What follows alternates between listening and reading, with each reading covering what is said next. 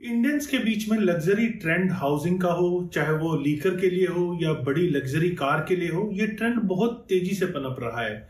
Covid के बाद से अगर आप देखें तो ये ट्रेंड अपनी गति को बहुत तेजी से बढ़ाता ही जा रहा है। इंडिया की बढ़ती हुई पॉपुलेशन इसमें अपना पूर्ण योगदान भी दे रही है। देखो, लग्जरी के बारे में जब हम बात करते हैं तो लग्जरी सिर्फ वो नहीं है कि लग्जरी जहां आप रह रहे हैं, लेकिन जिस सराउंडिंग में आप रह रहे हैं वो भी लग्जरी का अगर फील है तो वो अब लग्जरी की कैटेगरी में आता है। पहले देखा जाता था लोग अपने घर को बहुत अच्छा अंदर से बनाते थे, लेकिन जिस कम्युनिटी में रहते हैं वो कई बार तंग गलियों में होता था, तो वो लग्जरी की परिभाषा अब पूरी तरह बदल चुकी है। अब जहां आप रह रहे हैं वो बड़े भव्य अपार्टमेंट हो या साथ में जहां जिस कम्युनिटी में आप रह रहे हैं वो भी वैसे ही कम्युनिटी हो, तो वो अब लग्जरी की डेफिनेशन में काउंट होता है। नमस्कार, मैं हूं प्रदीप मिश्रा। प्रॉपर्टी मिश्रा शो में आपका स्वागत है। आप देखना शुरू कर चुके हैं द प्रॉपर्टी मिश्रा शो। 2016 से 2018-19 तक अगर आप देखें तो रियल एस्टेट में बहुत तेजी देखने को नहीं मिल रही थी। यही कारण था कि डेवलपर्स ग्रुप हाउसिंग को बनाना कम कर चुके थे और प्लॉटेड कॉलोनी की तरफ आगे बढ़ चुके थे। कई डेवलपर्स ने अपनी ग्रुप हाउसिंग के लाइसेंस को, हरियाणा उसके लिए एक बहुत बड़ा एग्जांपल है, जहां पे ग्रुप हाउसिंग के लाइसेंसेस को दीनदयाल जन आवास योजना जो स्कीम आई, जिसमें प्लॉटेड कॉलोनी की स्कीम थी, उसके अंदर बहुत सारे प्रोजेक्ट्स माइग्रेट हुए। 2019 के आसपास ये माइग्रेशन होना शुरू हुआ था, लेकिन जैसे समय बीता, जैसे कोविड आया, तो कोविड के समय आपने देखा होगा कि प्लॉट्स की सेलिंग में तेजी आई। इन्वेस्टर्स ने भी यहाँ पे इंटरेस्ट लिया, एंड यूजर्स ने भी इंटरेस्ट लिया, तो प्लॉट्स में काफी तेजी आई।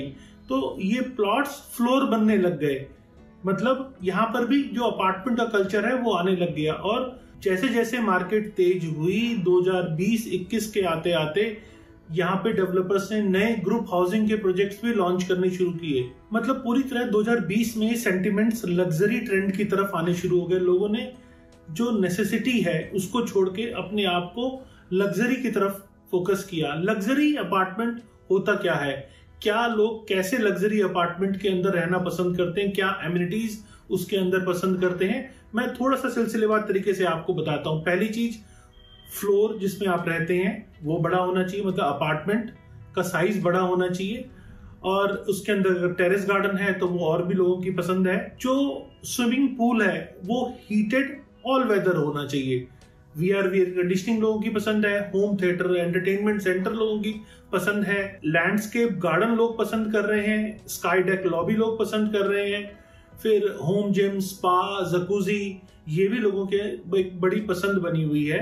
साथ में इंडोर और आउटडोर स्पोर्ट्स फैसिलिटी। फिर बात करें तो होम ऑटोमेशन भी लग्जरी अपार्टमेंट के अंदर बहुत इंपॉर्टेंट रोल प्ले कर रहा है। यहाँ पे भी लोगों की पसंद होम ऑटोमेशन की तरफ भी है।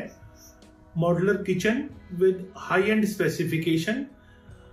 लोकेशन तो हमेशा से ही एक प्राइम रहा है कि किस लोकेलिटी में आप रह रहे हैं, आसपास का क्या इंफ्रास्ट्रक्चर डेवलपमेंट है, ये अपने आप में बहुत इंपॉर्टेंट फैक्टर होता है जब आप घर खरीदने निकलते हैं। और खासकर जो बायर लग्जरी प्रॉपर्टी ले रहा है, मतलब थोड़ा सा ज्यादा पैसे खर्च कर रहा है, तो उन एमिनिटीज को भी वो देखता है और साथ में लोकेशन उसका प्राइमरी फोकस भी रहता है। फिर dressing room with superlative storage area, good ceiling height, जो आप देखते हैं कि जनरली अपार्टमेंट्स में 9-9.5 फीट की हाइट के ऊपर फ्लोर नेक्स्ट बना दिया जाता है, तो 10-10.5 फीट की हाइट एक अच्छी हाइट मानी जाती है, जो एक अपने आप में घर लग्जरी लगता भी है। लाइब्रेरी, वाटर फ्रंट, अगर कोई सी फेसिंग यूनिट है वो लोगों की पसंद होती है, या गोल्फ सेंट्रिक एरिया अगर होता है, गोल्फ कोर्स उसके अंदर होता है, चाहे वो छोटा ही हो, मिनी हो, लेकिन वो भी लोगों की एक पसंद माना जाता है। Home office, drive area, well maintained circular shape में ड्राइव एरिया भी हो। Entrance lobby like hotels. फिर किड सेंट्रिक जोन, ये लोगों की लग्जरी लाइफस्टाइल की जो पसंद है उसके अंदर ये एमिनिटीज लोग आजकल काफी ट्रेंड में है, लोग सर्च कर रहे हैं। अभी रिसेंटली आपने देखा डीएलएफ का एक प्रोजेक्ट जिसमें 1137 अपार्टमेंट एक दिन में बेच दिए गए। जैसा मैंने एक वीडियो में बताया भी है कि एक दिन में डेवलपर कैसे इतने सारे अपार्टमेंट बेच सकता है, वो भी आप जरूर देखें। मैं नीचे डिस्क्रिप्शन में उसका लिंक भी दे रहा हूं। मैं एक दिन में जो अपार्टमेंट बिकते हैं, मैंने उस शो में भी बताया है कि वो एक दिन नहीं होता। एक्चुअल में इंफॉर्मेशन प्रोजेक्ट की आने की पहले से मार्केट में फ्लोटेड होती है। जैसे जैसे वो इंफॉर्मेशन लोगों को पता लगती है तो लोग उसका एक्सप्रेशन ऑफ इंटरेस्ट एजेंट्स के पास में देके रखते हैं। जैसे प्रोजेक्ट लॉन्च होता है वो सारे जमा होते हैं और डेवलपर की तरफ से अनाउंस किया जाता है कि हमारा सारा प्रोजेक्ट एक दिन में सोल्ड हो गया। खैर ये तेजी का ट्रेंड अभी वाकई में है। करीब 3000 एप्लीकेशंस डेवलपर के पास आई भी, उसमें 1173 लोगों ने अपार्टमेंट लिया। मतलब ये बात फैक्ट है, ये फेक नहीं है कि अपार्टमेंट बिक नहीं रहे हैं। अपार्टमेंट बिक रहे हैं और डेवलपर के बिक भी रहे हैं। वो बात और है कि एक दिन में वो नहीं बिक सकते, वो एक टाइम लगता है जिसमें पहले से एजेंट उस पर वर्क कर रहे होते हैं, मार्केट में इंफॉर्मेशन फ्लोटेड होती है, जिसका इंटरेस्ट होता है वो अपना एक्सप्रेशन ऑफ इंटरेस्ट पहले से जाहिर करके रखता है और जैसे ही प्रोजेक्ट लॉन्च होता है उस दिन वो अपना expression of interest via cheque developer को दे देता है और वो बुकिंग काउंट होती है। तो यही ट्रेंड होता है कि लोग डेवलपर्स कहते हैं कि हमारा प्रोजेक्ट एक दिन में सोल्ड भी हो गया।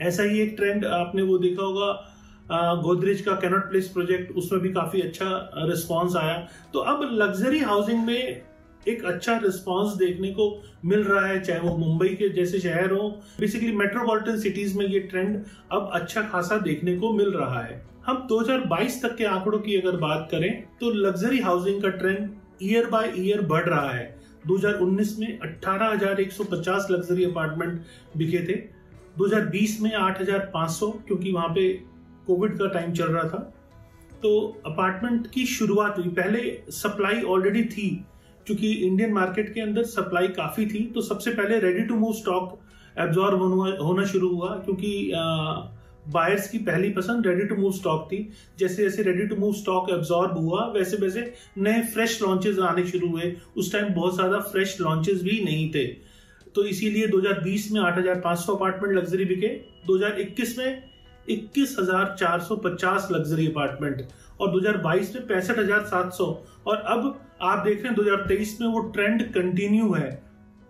2023 के बहुत ज्यादा नंबर्स अभी नहीं आए हैं, लेकिन हाँ एंड में आपको मैं ये भी बता पाऊंगा साल के एंड में कि कितने नंबर्स रेगुलर आ रहे हैं। तो लग्जरी होम का ट्रेंड मार्केट में इन है, वो regular day by day year by year वो ट्रेंड बढ़ रहा है। लग्जरी अपार्टमेंट में डिनोट कर रहा हूं 1.5 CR से ऊपर की प्रॉपर्टी, क्योंकि 1.5 CR से ऊपर की प्रॉपर्टी सबके बजट में नहीं आती है। इसके लिए अच्छी इनकम, अच्छी ग्रोथ वाले इंडिविजुअल्स ही इस टाइप की प्रॉपर्टी को ले पाते हैं। अगर हम इसकी ग्रोथ की बात करते हैं तो 60 to 65% हाई नेटवर्थ इंडियंस अभी भी लग्जरी होम बाइंग की तरफ अपना रुझान दिखा रहे हैं। इंडिया के अंदर 1.4 बिलियन पीपल जो है जिनकी पर कैपिटा इनकम $2300 है, लेकिन यहाँ पे जो बिलियनियर्स हैं वो 8 लाख के आसपास बिलियनियर्स इंडिया के अंदर हैं। ये एस्टिमेट किया जा रहा है कि 1.4 मिलियन मिलियनियर्स 2026-2027 तक यहाँ पे हो जाएंगे इंडिया के अंदर। टीयर 1 टीयर 2 सिटीज के अंदर दोनों एरियाज के अंदर लग्जरी अपार्टमेंट की डिमांड बढ़ी है। जैसे कि सबसे पहले मैंने बताया कि मेट्रोपॉलिटन सिटीज, उनमें सबसे ज्यादा डिमांड देखने को मिली। और हम दिल्ली की बात करते हैं, जो प्राइम एरियाज हैं जिसमें जोरबाग, शांति निकेतन, वसंत विहार, पंचशील पार्क में ऐसी बहुत सारी ट्रांजैक्शंस हैं जो होल्ड पे थी, उन ट्रांजैक्शंस एग्जीक्यूट हुई हैं। यहाँ पे एक अच्छी खासी ट्रांजैक्शन साउथ दिल्ली के अंदर देखने को मिली है, जो कि एक पॉजिटिव ट्रेंड दिखाती है लग्जरी होम्स की तरफ। खास करके बंगलोज जो कि सुंदरनगर, गोल्फ लिंक्स के अंदर है, जोरबाग के अंदर है, जो कि 8 से 12 लाख रुपए पर स्क्वायर यार्ड के आसपास चल रहे थे, उनमें भी काफी अच्छी ट्रांजैक्शन देखने को मिली।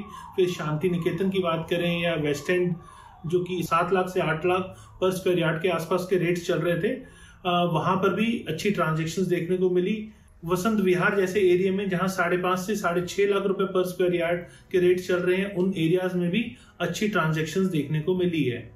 और अगर मुंबई की बात करें तो मुंबई के अंदर मालाबार हिल्स, बांद्रा और वर्ली जैसे एरिया में हाई टिकट ट्रांजैक्शंस काफी सारी देखने को मिली है। लग्जरी होम के साथ साथ HNIs, NRIs और अल्ट्रा HNIs की बात करें तो इनका इंटरेस्ट सेकंड होम की तरफ भी बढ़ा है। और सेकंड होम का बेसिकली कोई हिल स्टेशन है या पिकनिक स्पॉट वाला एरिया है, तो ऐसी लोकेशंस के ऊपर इनका इंटरेस्ट इन्वेस्टमेंट को लेके बढ़ा है, सेकंड होम के लिए बढ़ा है, क्योंकि लग्जरी होम लोगों की पसंद रहा है। जैसे कोविड के टाइम पे आपने देखा वर्क फ्रॉम होम बहुत चलन में आया, तो अब ये भी चलन का एक पार्ट है कि आपकी किसी हिल स्टेशन पे प्रॉपर्टी है जहां पे आपको इंटरनेट एक्सेस बहुत इजीली मिल सकता है, तो वर्क फ्रॉम एनीवेयर आप कर सकते हैं। जरूरी नहीं है कि आपको अपने घर में पॉपुलेटेड एरिया के बीच में ही रह के काम करना है, जहां एयर क्वालिटी इंडेक्स अच्छा है, क्योंकि ये भी लोगों की पसंद बना हुआ है एयर क्वालिटी इंडेक्स कहां पर कितना है, तो हमें वहीं घर लेना चाहिए। तो work from home, work from anywhere बन चुका है अब, जिससे लोग अब ऐसे लोकेशंस पे जहां एयर क्वालिटी इंडेक्स अच्छा है वहां पर भी घर खरीदारी करना पसंद कर रहे हैं। जैसे कि कुछ लोकेशंस में आपसे बताता हूं जो लोगों की आजकल पसंद बना हुआ है, जैसे गोवा, महाराष्ट्र के अंदर अलीबाग, केरला, उत्तराखंड, ये एरियाज ऐसे हैं जहां पे लोग सेकंड होम की बाइंग अब देख रहे हैं। ऐसी लोकेशंस पे खासकर 5 से 15 करोड़ की प्रॉपर्टी, जो कि इंडिपेंडेंट बंगलो टाइप की प्रॉपर्टी है, वो ट्रेंड उसका अब काफी बढ़ चुका है। और ये भी देखा गया है कि HNIs और अल्ट्रा HNIs जो हैं, वो शहर के नजदीक अगर कहीं फार्म लैंड मिलती है जहां पे इंडिपेंडेंट लिविंग हो सकती है, तो उस पे भी काफी फोकस किया हुआ है आजकल। वहां पर भी घर खरीदारी का एक अच्छा ट्रेंड बना हुआ है। अब बात करते हैं NRIs की। जैसे जैसे रेरा आया, रेरा स्ट्रांग हुआ, वैसे वैसे NRIs का इंटरेस्ट इंडियन रियल एस्टेट के ऊपर काफी बढ़ गया। ये भी आपने देखा होगा कि जॉब ले ऑफ्स काफी हुए कोविड के टाइम पर, और कोविड के टाइम पे NRIs को ये समझ में आया कि हमें इंडिया के अंदर एक अपना आशियाना रखना चाहिए, तो उनका इंटरेस्ट इंडिया की प्रॉपर्टीज के ऊपर बढ़ा। यही रीजन भी है कि इसमें काफी सारे NRIs ने ऑलरेडी प्रॉपर्टी बाय की हुई है अच्छी डेस्टिनेशन पे, और इवन सेकंड होम भी उन्होंने काफी बाइंग की है।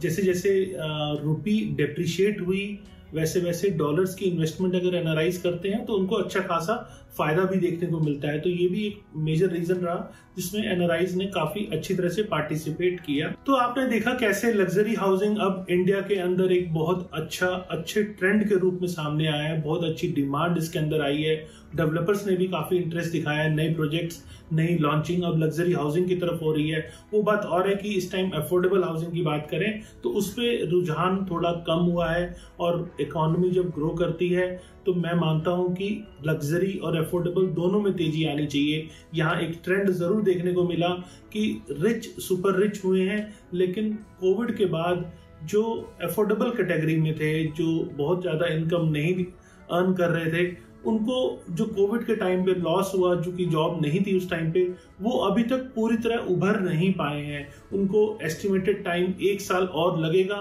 उस पहले वाली सिचुएशन में आने में। और जो रिच थे वो सुपर रिच और हुए, उनकी इनकम में बहुत ज्यादा बढ़ोतरी देखने को मिली है। यही कारण है कि लग्जरी हाउसिंग की डिमांड बहुत बड़ी है। उम्मीद है आपको शो पसंद आया होगा। अगर शो पसंद आया तभी आप लाइक और सब्सक्राइब कीजिएगा, और कमेंट सेक्शन में आप बताइएगा आपको कैसा लगा।